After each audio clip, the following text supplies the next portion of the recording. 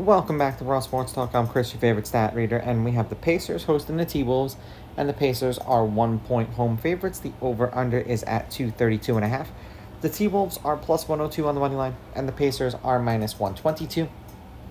Now, these are the overnight odds. They're going to change the closer we get to tip-off tomorrow. They played once this season in Minnesota, and the Pacers won that game 132-130 in overtime.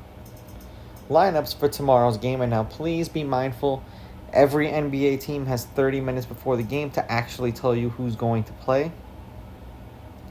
It is supposed to be Conley, Edwards, McDaniels, Randall, and Gobert, and Edwards is listed as questionable, and then Halliburton, Nembhard, Neesmith, Siakam, and Turner. And I imagine that Edwards being questionable is the reason why the Pacers are the favorite, even if it's just 1 point, because if they rule him out, they'll be heavier. If they rule that he's playing, the T-Wolves will probably become the favorites. Now, head-to-head, the T-Wolves are 6-4 against the Pacers in their last 10. The road team's on a 2-game winning streak. The home team is 5-5. The underdog has covered the last 2 games they played against each other. The underdog has won the last 2 games they've played against each other. The favorite is 6-4 against the spread. The favorite is 8-2 on the money line. The over is 6-4, and the over at 232.5 is 7-3. The T-Wolves are 8-2 in their last 10. The over is 7-3. The over has hit in their last 3 games. They are 2-2 in their last 4. The games they won, they covered. 230, 262, 234, and then 227. 26-point win over the Jazz, they covered.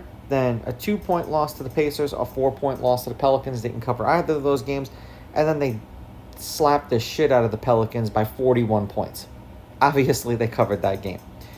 For the Pacers, they are 6-4 in their last 10, 1-9 against the spread. The under is 6-4 in their last 10. The under is hitting their last 2, and they're on a 4-game winning streak. However, they have not covered the last 3 games that they've played. 262, 266, 204, and then 211. 2-point win over the T-Wolves, they covered because they were an underdog. The next 3 games, they were favorites. A 4-point win over the Mavericks, didn't cover. 6-point win over the Nets, didn't cover. 5-point win over the Nets again, they did not cover.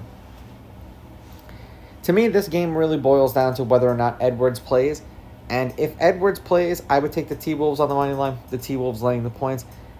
I do think that this game has the potential to go over, but I think it's borderline if he plays. If he does not play, I would take the Pacers on the money line, the Pacers laying the point, and I definitely think this game goes under. Now, these are just my picks. If you disagree, please go with your gut. And as always, please bet responsibly. And with the NBA, please wait until the game tips off to see who's actually playing, because they're just so inconsistent with these lineups.